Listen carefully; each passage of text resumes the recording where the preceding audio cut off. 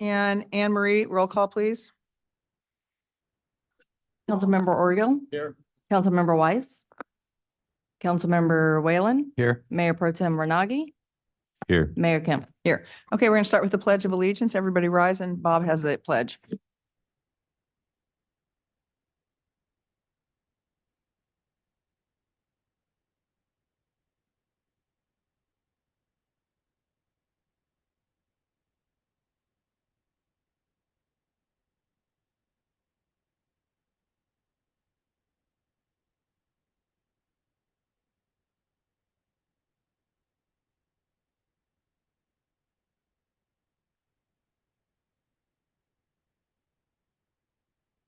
And we'll be back for open session at 5 o'clock. So with that, I'll turn it over to everybody. Okay. Okay. I'll turn this over to staff. Welcome. Thank you, Mayor Kempf. Good afternoon, council members and members of the public. I'm Wendy Jung, Principal Planner, and I'll be providing an overview for today's study session for the Comprehensive Zoning Code update. The purpose of this study session is for staff to receive direction on the draft scope of services that was prepared as part of a request for proposal, or RFP, included as attachment 1 to the agenda report. Staff is seeking guidance from the City Council regarding the priorities for the update, and the community will also have an opportunity to provide input today. Following today's session, staff will be able to refine the scope of services prior to releasing the RFP in April. And if the scope of services is approved, staff anticipates returning to the City Council this summer with a recommendation to award a contract to a consultant to assist the city with this effort. The Comprehensive Zoning Code update was first identified as a key project at the 2022 Strategic Planning and Goal Setting Workshop. And then it was also noted as a policy initiative during this year's annual planning workshop that was held on January 19th. Funding in the amount of $300,000 was approved in the fiscal year 23-24 budget. And this was set aside to retain the services of a consultant to assist the city in drafting the code update. Oops, sorry. To provide some context on the history of the zoning code, in 1940, the zoning code was originally adopted, and the framework of the code has developed organically. And this is because the various chapters for residential and commercial zones were drafted at different points in time. And as a result, the development standards, definitions, design criteria, as well as other provisions have not had the ability to be coordinated nor consolidated. Thus, the need for a comprehensive update of the zoning code. The goal of the update is to simplify the procedures, improve the overall organization of the code, and then also to provide clarity, and making this, therefore, a user-friendly document that would be efficient for everyone to use. This slide summarizes the key aspects of the scope of services. It is expected that the consultant will conduct a complete review of the zoning code and also ensure consistency with the general plan elements. They would identify difficult, duplicative, or unnecessarily complex code sections and propose language in order to resolve the identified issues. To give you an example, one of the design review findings in the zoning code includes 16 separate and distinct criteria that are applied and analyzed by staff for development projects. There are also certain zones and specific plan areas that have additional design criteria that projects would need to be consistent or demonstrate compliance with. Some of the criteria is duplicative and would benefit from consolidation or further articulation. The inclusion of tables, images, and graphics to represent complex concepts would also benefit both the public and also staff when applying these standards. And this effort would involve consolidating all the definitions into, for example, the chapter titled Definitions and Standards, which is 2508 in the code. The update would consist of reorganizing and simplifying individual chapters. And additionally, as part of this effort, the city is looking to include updates as needed to address recent changes to state housing law. And lastly, the code update would consider evaluating the city's parking standards and consider making updates that would follow industry's best practices for capturing parking demand based on land use. The scope of services is comprised of 5 different elements, and I just want to touch upon each one here. The first covers the timeline and milestones. So this is where the consultant would hold a kickoff meeting with city staff to refine the scope of services. They would discuss the development of, they would prepare an action plan that identifies the scope of services and phases of work. They would the schedule would include minor and major milestones, and this would include a public outreach program that would consist of a minimum of 5 community workshops and stakeholder meetings, and regular meetings with the Planning Commission as well as City Council for progress check-ins. The assessment element would consist of research and evaluation of aspects of the for the effort, and this would include but not limited to the consultant reviewing the existing code and associated documents. They would take a look at the prior issue identification process that planning staff has undertaken. They would compile and assess public comment that was received from the community workshops and the stakeholder meetings. And they would also ensure general plan consistency and assist with any necessary amendments to the local coastal program. The third element of the scope includes addressing compliance with the California Environmental Quality Act. And this is it's important to note that this is noted as a deliverable and would require them to prepare, post, respond, and file the necessary associated environmental documents. The consultant is also expected to provide recommendations for the zoning code update, and then also any amendments to the general plan as needed. And lastly, the various deliverables are outlined that would need to be provided, and this is such as the public outreach program, response to comments, materials, and the draft and final documents. So to reiterate, the primary goals of this effort would be to simplify the review procedures and development regulations. We would be looking to streamline code compliance processes, reduce ambiguity, and also to align the standards with defined city objectives. This effort would consolidate standards that are currently dispersed throughout the zoning code and also the general plan. Staff is recommending that the City Council, upon receiving a presentation today from staff on the draft scope of services for this comprehensive zoning code update, that they discuss the recommendations by staff and provide further direction. The second recommendation is that if the scope is approved, direct staff to proceed by issuing the request for proposal for the update. And then lastly, if desired, the City Council could appoint 2 members to a City Council ad hoc committee. And this would be in order to task them with collaborating with staff as well as consultants for this effort. That concludes my presentation, and staff is available for any questions. Thank you.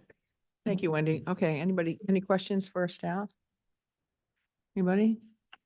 No? Okay, let's open the public hearing. So we're going to go till, we have to go back for council comment. So we're going to go till, what, quarter till public comments, and then we have to wrap up here. Okay. Thank you. Penelope Milne, president of Can Do. And so I'm limiting my comments to scope since more detailed public input obviously is going to come later. But I'm hoping that you will require the consultant's literature review to include the Laguna Canyon annexation area specific plan, the open space and conservation element, and the Laguna Canyon planning study.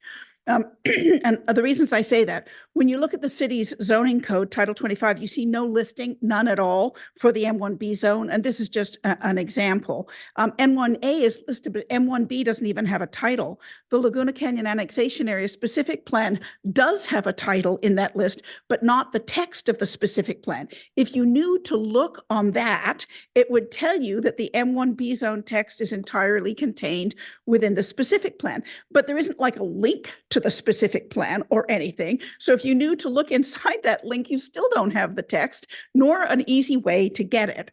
The M1B code being buried certainly leads to practical problems, like it not being considered in development projects that have already occurred. Also hidden in the specific plan is, for example, the fact that the annexation area has a rural home occupation overlay zone, which was not considered or accounted for, as far as I can tell, when the city updated the home occupation work-live standards in February of this year. And the specific plan says that it will trump the city's home occupation, but no mention of that was ever made, I think because it wasn't known. The open space and conservation element should also be included in the reading list for a number of reasons, including that there are provisions in the element about what happens in the RHP zone, like the fact that there need to be a granting of a permanent conservation easement over a significant portion of the property, but that's not included in the RHP zone description, which would be awkward, right, if you were developing a property. You could picture that for an RHP property in annexation area, you now need to consult at least 3 documents, but you also need to know that you need to consult 3 documents. The Laguna Canyon Planning Study contains, among other things, a very detailed review of the M1A uses versus M1B uses, and residents strongly expressed desires. So I would encourage the reading of that. And so, yeah, and I know that the open space and conservation element is a part of the general plan. So probably that was going to get reviewed. But one additional comment on scope, the description of the residential hillside protection zone in the land use plan doesn't match the description of the zoning code exactly, like we've bumped into that. So to the degree that that's an example of other places where land use plan and zoning code don't match as precisely as they should, that could be addressed. Thank you so much. Okay, thanks, Penny.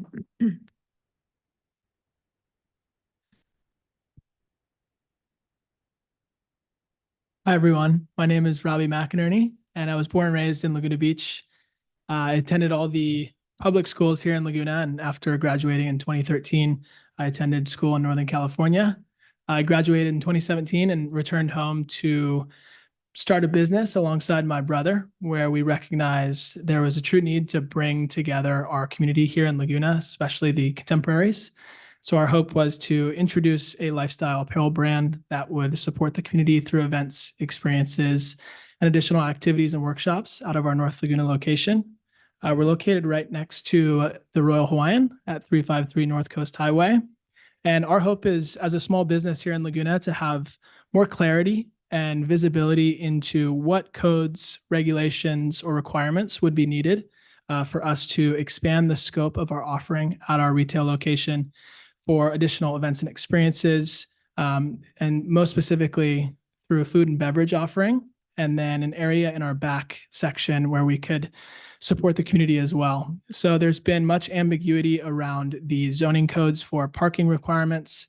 There's been ambiguity around who and when we should reach out to representatives to receive approvals or necessary codes or updated codes for this offering. And so it's been quite the back and forth for us, and quite confusing, to the point where we've had to quite honestly put it on pause until we have further information.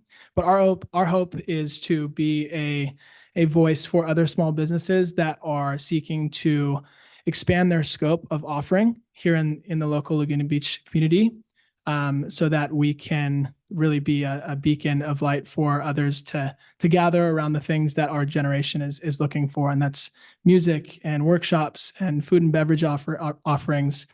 So our hope is that we can gain some additional insight and clarity on what rules, regulations, policies, or codes we would need to check off on, so that we can proceed in tandem and in partnership alongside the city council and our community here. So thank you guys very much. Rob, would you mind leaving your name and your phone number with the clerk? Yes, In I case will. we have It's great to questions meet for you, Sue. Nice to meet you. Officially. Thank you, guys. I appreciate it.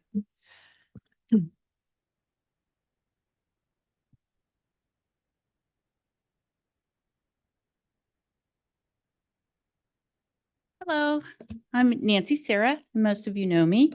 I've lived in Laguna for 33 years and spent 18 and a half years working in the zoning division before I retired 3 years ago. I watched the zoning division struggle a little bit to review applications and clear projects for design review and building review in an accurate and timely manner.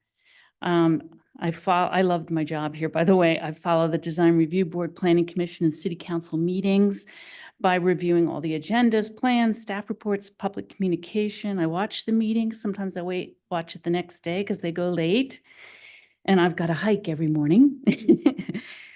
Zoning Division's goal was always to review projects within 30 days. COVID and an influx of ADU applications really complicated that process. And the delays are now months, not days. And that is something that I'm hoping will help. I like this effort because it will probably help organize things, but this effort's going to take several years. And I think some of the recent zoning code interpretations have been made without the necessary research of the history or issue. And there were some things in process that were ignored. There's some code things and city council resolutions that were ignored. I know a lot about it. I love to be a part of the process. I'm also a member of the Architects Working Group. We've met with staff. We've met with the Design Review Board. Morris Skandarian, another architect, and myself conducted planning sessions for zoning plan check. We put together a document after the Design Review Board working session to try and help them understand some of the background on the issues. I wanted to note that the Design Review Task Force completed their 5 or so year effort in 2007, and that was the first time the Design Review Board received a staff report. So the Design Review Board worked for many years without ever getting a staff report. So 2007 was the first staff report, and I think I wrote it.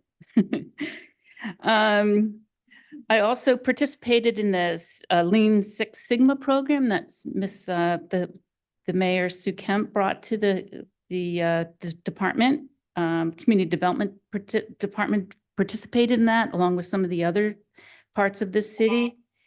It was a great effort to try and find bottlenecks, but then COVID hit and we didn't really make much progress. I am familiar with some of the things Penny said about the M1A and M1B, so I think I'll be valuable to help put all the problems and help the process. And I'm here for any questions. Thank you. Great. Thank you, Nancy.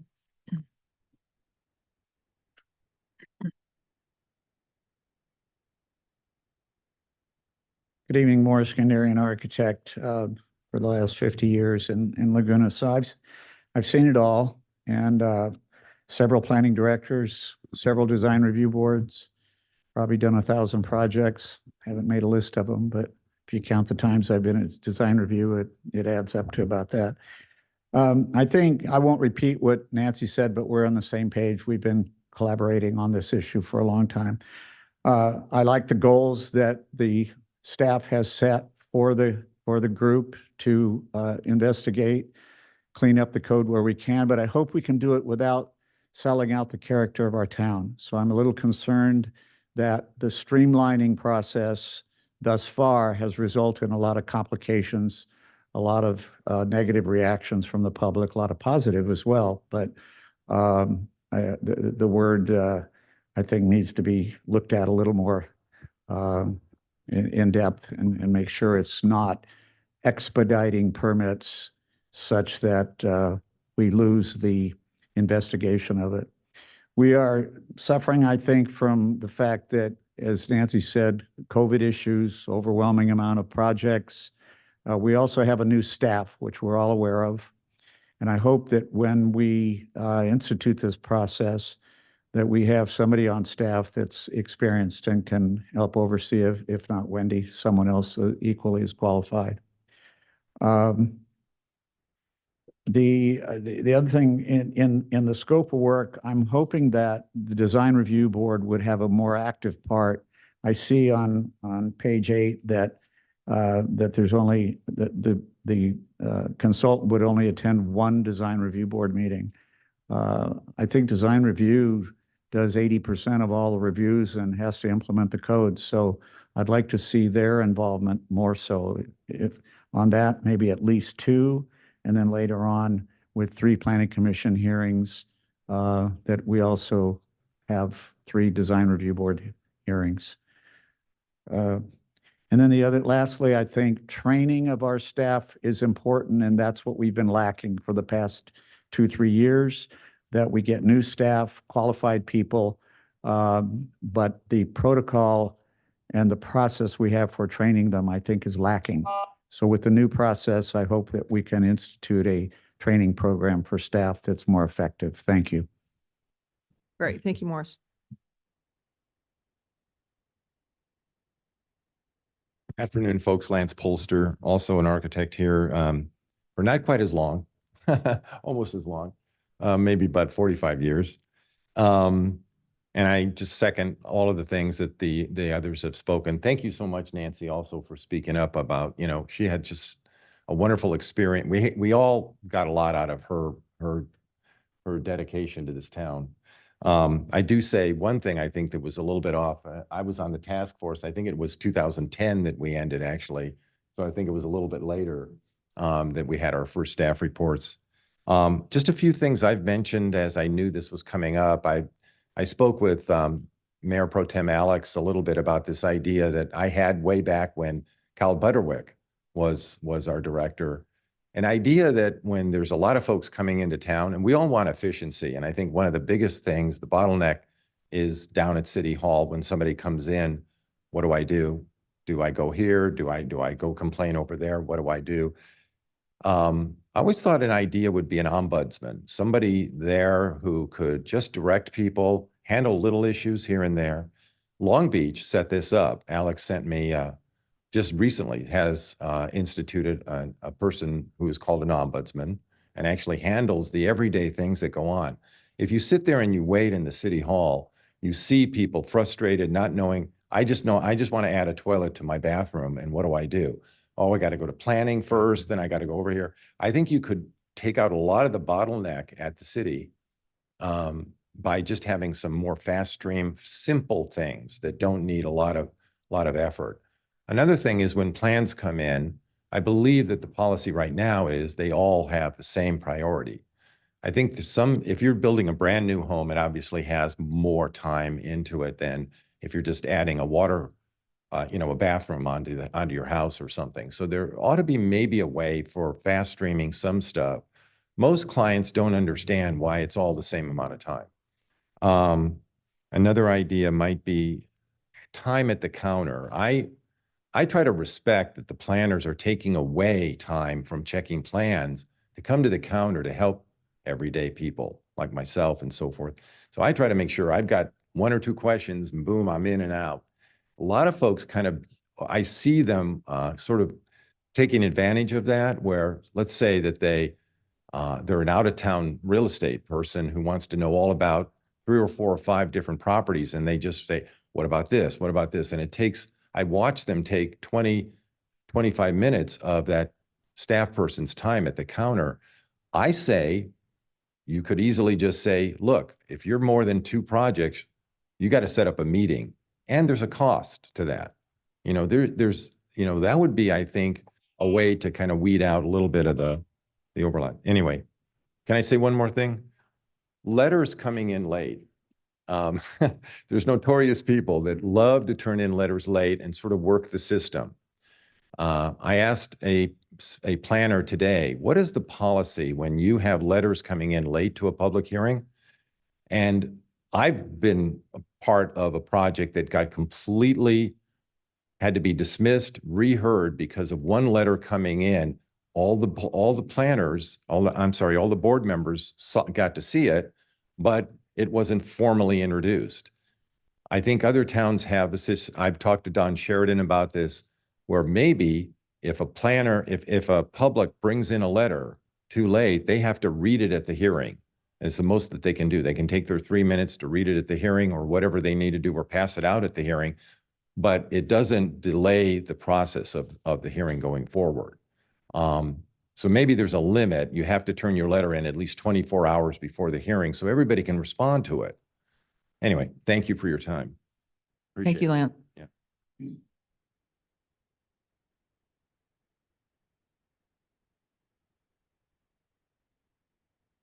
Hello, James Henry, designer here in town, not nearly as long as Morris, but I hope to work as long as he is. So I look forward to what is being proposed tonight, and I'm imagining that in 20 years, I'm going to be here working and everybody here isn't going to be here anymore. So what we're talking about is important to my livelihood and my interface with City Hall. Those of you who don't know me, if you haven't been at the counter, or if you have been at the counter ever, you probably must have seen me down there. I spend a lot of time down there. I think some of the stuff that Lance is talking about is valid. but I don't think it's under what we're necessarily talking about tonight. I think what I wanted to say was that I think the zoning code does need amending, and I think it's a worthwhile effort. I'm worried that we think it's going to be a magic bullet to fix all the problems we have in the community development. I think it'll be helpful, but I think it's long range. And we have some interim emergent things that we need to deal with in that process. But I would like to be involved in anything that can be done to help facilitate this. I think there is a lot of knowledge in this room of things that have, why things happened 20 years ago, 30 years ago, what the motivation was, what the intent was. Those things are hard to find. You know, I know we're looking for certain things to go back. Why did Planning Commission decide we're not doing a lot coverage, or we can allow DR to approve a lot coverage thing? We don't know the intent, but some people here have worked on those things. So I just hope that we can do this in a clean way and not create a bunch of chaos. But I think what we have proposed is a good objective. So thank you. Thank you, James.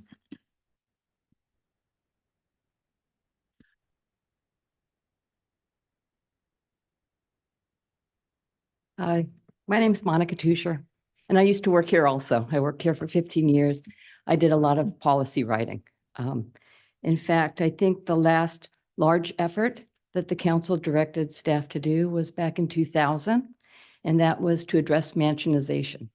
And just to address mansionization, that took 27 hearings, okay? And it was a rewrite of the code. By the time it did get to council, you had a total consensus on the council. There were many changes throughout the municipal code at that time. And I'm here to say that I appreciate what the council's doing, and I appreciate taking a look at the code. I just would hate to throw the baby out with the bathwater, because this is a unique community. The fabric of this community is unique, and the code is unique to address those specificities in our community. Also, one of the things that came out during that time, that when we were doing those code rewrites, is that there's several different special areas of town. In fact, I think one time they wanted to there was a suggestion that we create specific zones for each special area of the town. We broke the town down into, I think it was 32 different areas. That would be 32 different zones. And we thought it's a little overwhelming. But if you look at the land use plan, one of the goals in the land use element is say, hey, if there are areas of town where you have a majority of the people who want to do that, please do that. And because of that, Lagunitas has its own zone ordinance. So when the old administration, I'm just going to say it as it was, wanted to have simplified development standards, I just don't want us to see us go down the path of one lot fits all or one development fits all, because that's not what we have here. Our code is based on steep slopes, and it's specific for steep slopes.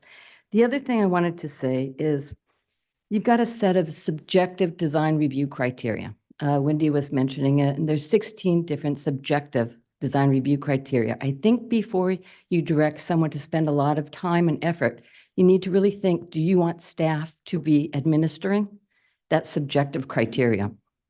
And then lastly, I don't know, it'd be nice to help understand. And the first thing, when I was brand new here in 2000, and they said, okay, go handle mansionization. I was like, what is it? Okay. We spent a lot of time defining, and I think, Bob, you may have been on the planning commission at the time. We spent a lot of time defining what is the problem. Let's not try to solve something without really defining and knowing what the problem is.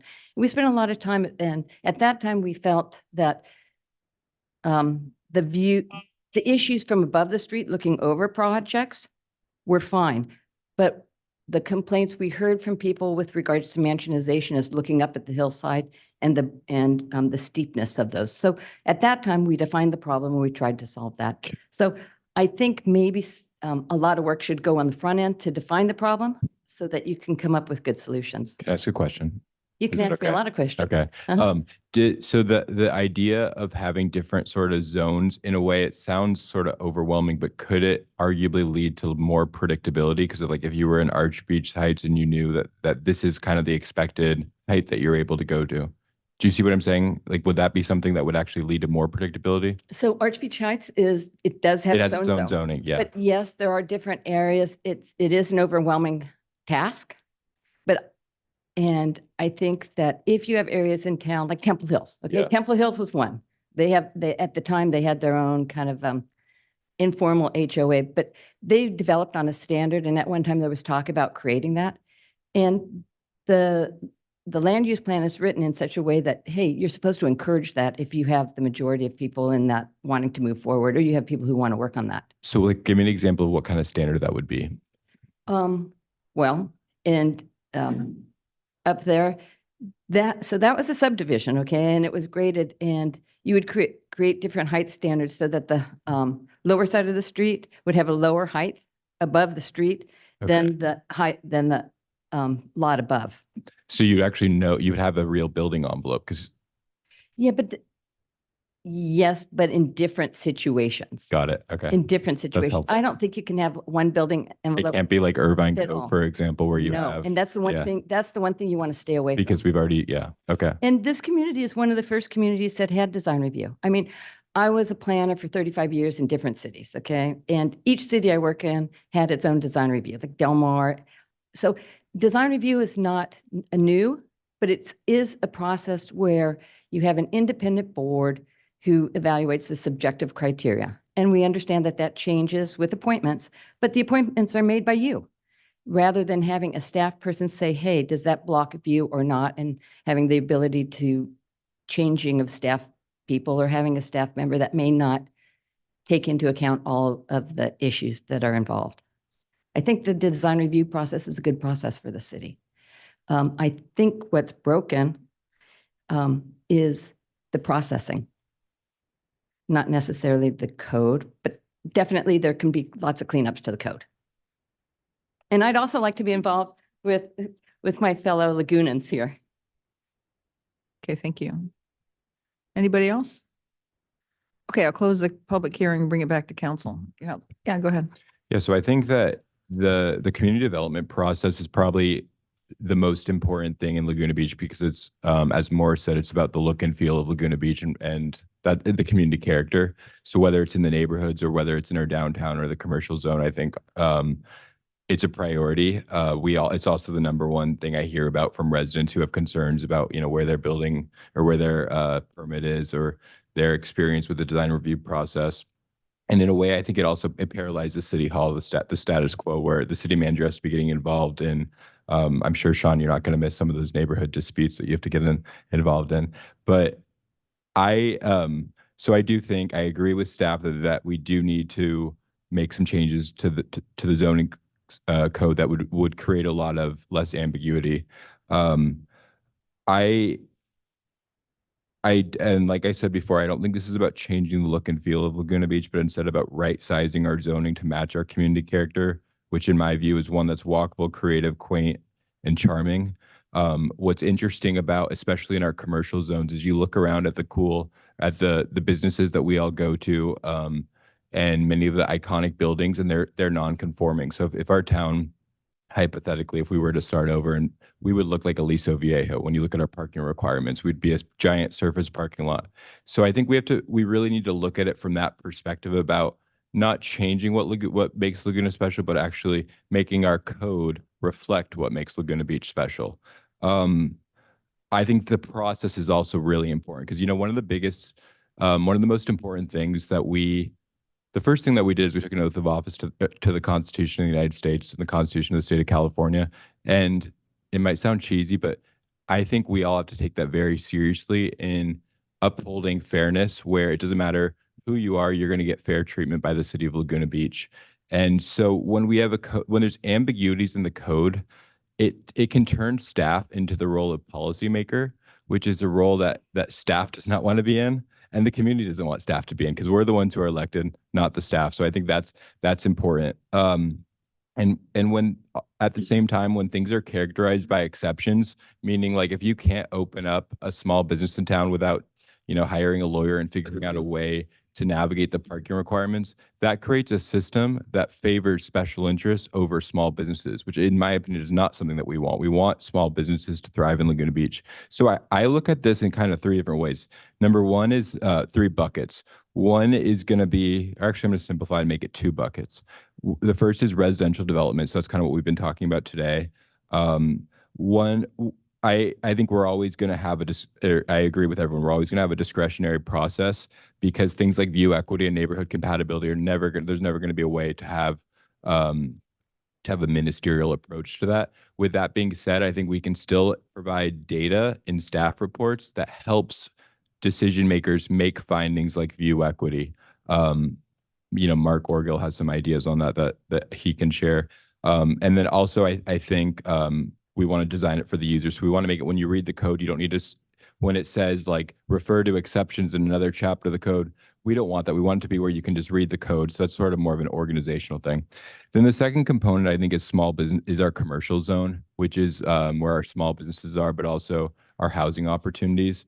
The irony about our zoning code is many of our cherished neighborhood businesses would not be legal today. ABBA, for example, it doesn't meet the parking requirements. So it's only ABBA, it only exists because of a temporary use permit.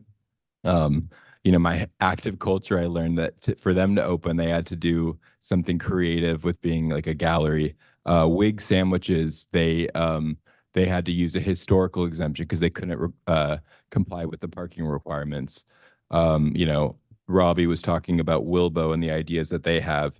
I think the world has changed. And when we look at small businesses, this idea of, where you could have a retail shop that also serves coffee, that's the future. And I think it's something that we want in our community. And we also like outdoor dining. Outdoor dining is something that people in Laguna Beach overwhelmingly enjoy. So we don't want outdoor dining to be something that requires, like for Jedediah Coffee, for example, I think they had to go through the planning commission and then the city council to approve opening up. And that adds a significant amount of time to the process. And when you're having to, if you're paying rent, when you have to pay rent, it just makes it so the small business, they're not going to be able to come to Laguna Beach. They're going to go to Costa Mesa or a place like that. So we want our locals who grew up here to be able to open small businesses here and not have to hire an attorney to navigate the process. So that's one of the goals that I'd like to see. So it really, to me, a big priority of this effort needs to be right sizing our parking requirements, which is going to be a very strategic process that involves the Coastal Commission. We don't want like I said before, we don't want to look like Aliso Viejo where you drive on the street and you just see a bunch of surface parking lots. You're always going to find a parking spot in Aliso Viejo, but it doesn't look like Laguna Beach, which I think is special because you don't have parking lots in front of the buildings, you have storefronts. So I'm interested as part of this in looking at, especially for in our downtown or in our commercial areas, looking at this idea of form-based codes, which allows us to really control the public realm in a better way than we do today. It also is going to be necessary because with these new housing laws, you can't apply subjective standards to multifamily development. So without having a form-based code or something like that, we're basically going to not be allowed to control what we want to control, which I don't think anyone wants. So that's something I'm interested in. And then just some like sort of final thoughts about I think the staff report and the scope of work, I really like it. The DRB task force report has a lot of really good items. So I'm hoping that the consultants will reference that. I've spent a lot of time reading it. And then Del Mar recently they have a discretionary, as Monica pointed out, they have a discretionary design review process, and they recently underwent a comprehensive update to their code. And so they have a webpage that has all the documents of that. So we should look at some of the things that they've done. And if there's things that are good, we should just copy them. So in the scope of work, it has a joint session of the Design Review Board and Planning Commission. I'd rather have two joint sessions, one of this with the City Council and the Design Review Board, and another with the City Council and the Planning Commission. I think that's going to be more productive. I also am hoping that both even before the consultant comes on, I'm hoping that both the Design Review and the Planning Commission can form ad hoc committees and prepare some recommendations of their own insights about how the code can be approved. Because, you know, like as Morris said, they're the ones on the front lines. And then I also think this is sort of a repeat of what I've said on every consultant study that we have. I think these reports are always better when there's a lot of study sessions throughout the process, because that means that at the end, there's not some big document that requires a million different, where it has all these different options. It allows us as the decision makers who are informed by the public to be able to be part of this process and give direction early on, so that we don't make the consultants and staff waste time on things that might not be supported. We can really get into the specifics and make this a more productive thing. This is sort of a smaller thing, but from a procurement perspective, I always think it's good to do an RFQ instead of an RFP, because once we hire a qualified consultant, I'd rather kind of work with them and figure out the specifics of the scope of work. So I don't know if staff has a comment on that. And then I also am hoping that the landscape plans can be part of this assessment. I didn't see that here. I recently reviewed the landscape plan and I was surprised because there wasn't anything about some implementing things to reduce water usage, which I'm very supportive of. And then, yeah, I like the idea of the ombudsman, and but I guess that won't be a part of this. So those are my initial thoughts. I'm looking forward to the process ahead. And like I said, I hope it's something that we're not just going to be doing this and then waiting a long time for this to come back to us, but the public and the council will be engaged regularly in the process. Okay, go ahead. Wendy, can you address Penny's concerns or comments regarding the canyon? Is it all included in this effort? Well, let me just get some clarification. I know she had mentioned that, let me go back to my notes, requesting that the Laguna Canyon annexation area specific plan be included within the scope. I think that was a separate effort that was identified previously. It had been included with the downtown specific plan when we hired MIG to help with that effort. And I know that because that was the downtown specific plan was just such a large effort in and of itself, that was going to be separated out. I don't know if maybe Penny could clarify further, but I think what her intent was that she was mentioning that there were certain zones within the specific plan that she wanted to be addressed. I'm not sure if there was a complete review of the actual specific plan though. Maybe not the specific plan, but the ordinances within that control that area would be reviewed, correct? If they are, yes, the ones that are within Title 25, Okay. which include M1A, but I think the M1B is within the specific plan document. Penny, could you send Wendy an email about just to get this in writing? Yeah, okay. Okay, we'll just to make clear so she knows what you're talking. Okay. Okay. Thanks. And then other than the, what other documents might need to be updated through this process? Do any of the design guidelines or any of those other documents need to be addressed as a part of this? Potentially. So if we're looking at updating or consolidating the design review criteria, those are cross-referenced with the residential design guidelines. They follow that same format with the 16 criteria. So of course, if you're going to be omitting or consolidating some of those, then you're going to have to adjust those associated documents. Did I see that in the staff report? I don't remember seeing it. But anyway, I guess it would just be included in the effort. Yeah, I believe it was within the actual scope of services in attachment 1. Okay. Page.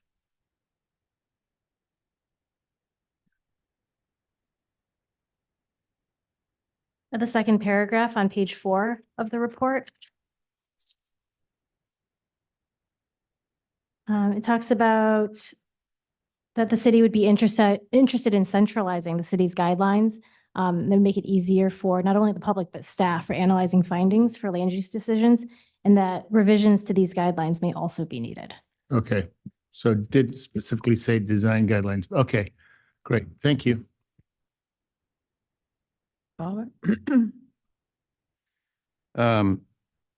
Yeah, I don't have too much to add. I think staff did a nice job of laying this out. It's comprehensive, and I think it'll get us some good input. I would like to see the process. I don't see it here. It has generally public participation. I'd like to be more specific. I think the individuals who spoke here today, the, design professionals that have so much experience, there should be a formal element of this that incorporates their input. I don't know whether it's a couple of meetings or a standing committee, but that ought to be formalized for input apart from the more general public sessions, in my view. I don't want to, kind of following up on Mark's point, I want whatever the right words are. I want Laguna Canyon specific plan and the area out in the M1B area included in this analysis. We've been deferring dealing with that for a decade. So I'm kind of over it. I want it analyzed. I want the whole thing included in the analysis here of an update of the zoning code. I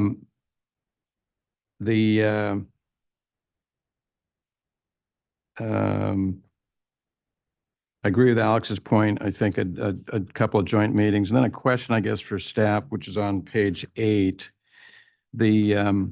It's kind of Roman at 4 near the top of the page. I also agree with Alex's point that we need to have check-in points along the way, like we did. We did this with downtown specific plan. We did it with historical ordinance, where we could make sure we were staying in touch with the community and their views and our views, and not, developing a big gap there in expectations. So that participate in up to 3 planning commission and city council updates are those the periodic ones through the process you're envisioning? Yes, and then percentage update regarding, yes, that would be regarding the progress check-ins. Progress check-ins, yeah. And I think we need to add DRB to that. I think those his comments as well. So maybe the number of meetings needs to go up. The number of meetings probably does need to go up if you're going to add DRB there, maybe.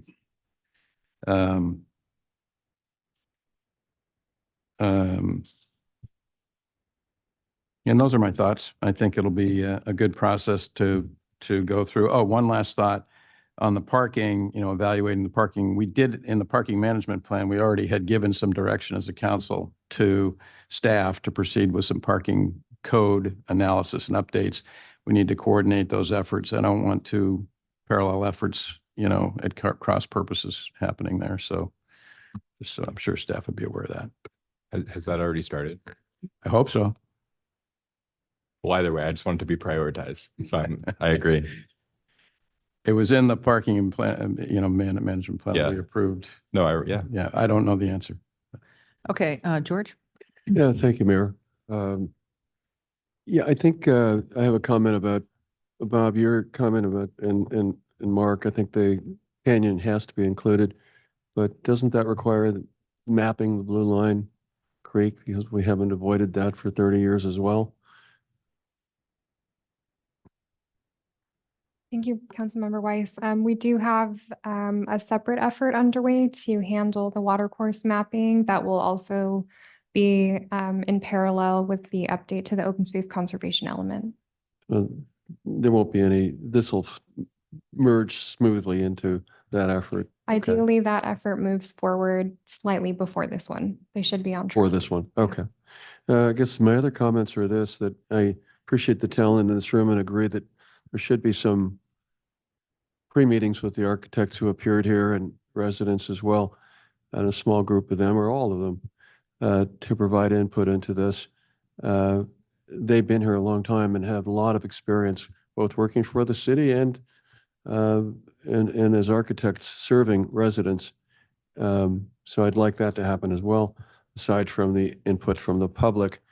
My other comments are that mass and scale really matter. We know that there's 15 districts in this town that have different height limits. So we have to be sensitive to what we create or what we revise based on mass and scale of the neighborhoods. I like the idea of allowing neighborhoods to have their own specific plan. I don't know that that can be done.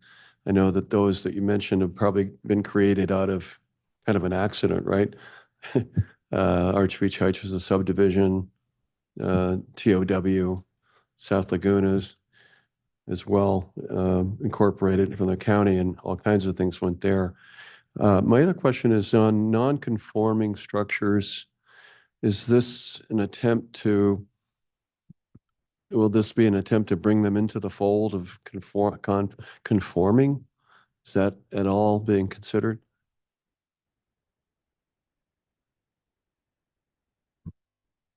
Well, I mean, the large amount of the city of obviously is non-conforming. So I think that as projects come forward with new development, they would be needing to comply with the current code. But as far as ones that are already existing, until they come forward with a proposal, then we would be having them apply the current standards. Okay, there's a lot of residential structures that are non-conforming. Some of them are legally non-conforming. And then you want to make them conform, you have to do certain things to make them legally conforming. So that's going to be kind of not necessarily in this document or in this specifications to do that. Well, the code currently has a chapter regarding non-conforming uses, buildings and structures. So that is a chapter that we would want the consultant to take a look at and provide recommendations for revisions. Okay. All right, thank you. An example of that, George, would be the level of work that's being done on the project, which would require it to bring it into conformity or not. So there's some criteria currently that we have to deal with conformity. Yeah, okay. But it's not up to the code today's standards. It's really kind of a fix it. In other words, some of the legal nonconforming you really can't bring up to code. So you say, well, instead of putting sprinklers in, let's put a fire system on the ground outside of each small cottage or something. You know, that's what's been done now. So building code conformity, I see. Okay. Yeah. I don't know how important that is, but I'm just saying that there's okay, thank you. Okay, a couple comments. I agree with what's been said up here. One thing as an aside, I want to look at appeals because what's happening is I think Lance mentioned that we're getting these what's causing delays in design reviews. We get these late letters and then everybody has to stop. So we need to put a line in the sand so we don't get that. Just a waste of everybody's time. Also, hate to say this, but our appeal fees in many cases are not covering our costs. So we have to look at that as well. So those are my comments. Anybody else have anything? Just another question. Is the Bluff-top ordinance still proceeding separate from this effort? Yes, it is. It's currently underway. Okay. Do we have an estimate as to when that's coming back to council? I don't, but we could revisit that and we could send out an update. Okay, thank you. Okay, anything else? So I think we should have an ad hoc. I don't have to serve on it, but I think things like this are good to have an ad hoc, and you get at least two decision makers, guidance throughout the process. Well, I would say if we're going to have an ad hoc, we should have Bob and Mark. I'll make that motion. Well, we have some other stuff on here. So we have 3 items here. So we received the presentation. That's fine. Mayor, Yes. it would be helpful to us. There were a whole bunch of great ideas expressed there. Would you wish that we incorporate them all? But we surely don't want to be picking and choosing only the ones we like the most. That would be wrong. I think they were all good. I think they were all germane to the process. If And they all there's need to be consensus addressed. to that effect, that we'll do just that. Yeah, I think that's Yes. good. I think that's good.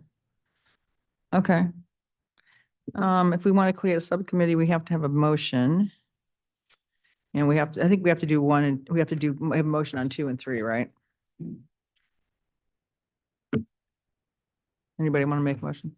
Yeah, I'll move to direct staff to proceed by issuing the request for proposals that that reflects some of these, or I guess the comments that were discussed up here, and then appoint a ad hoc committee of council members Whalen and Orgill to collaborate with staff and the consultants on this comprehensive zoning effort. Just, I'll second that, but we didn't get an answer from staff on the RFP versus RFQ Oh, yeah. idea. Yeah, what do you guys think about that?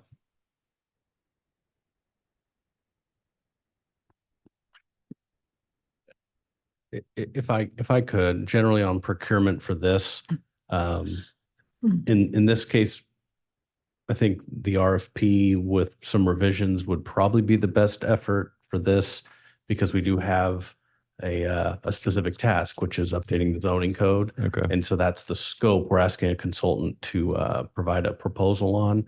If we didn't have an idea of what it was we wanted to work on, an RFQ would work. I think we'll end up with the same high list of qualified proposers if we proceed with the RFP effort with a modified scope.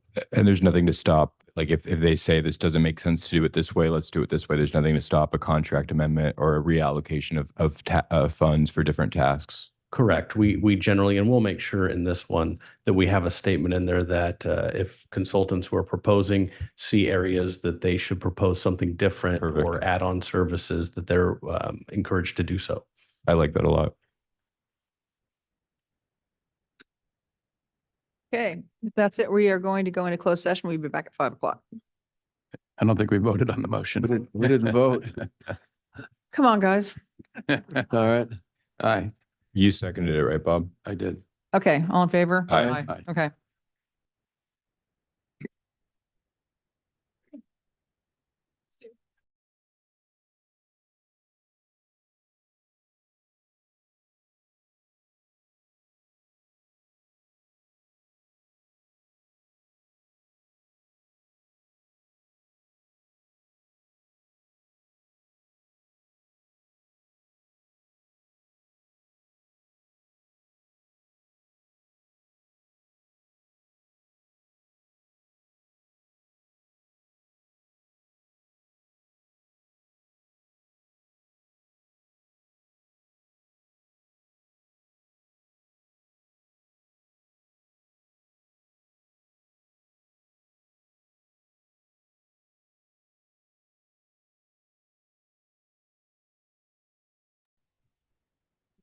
Okay, no, all right.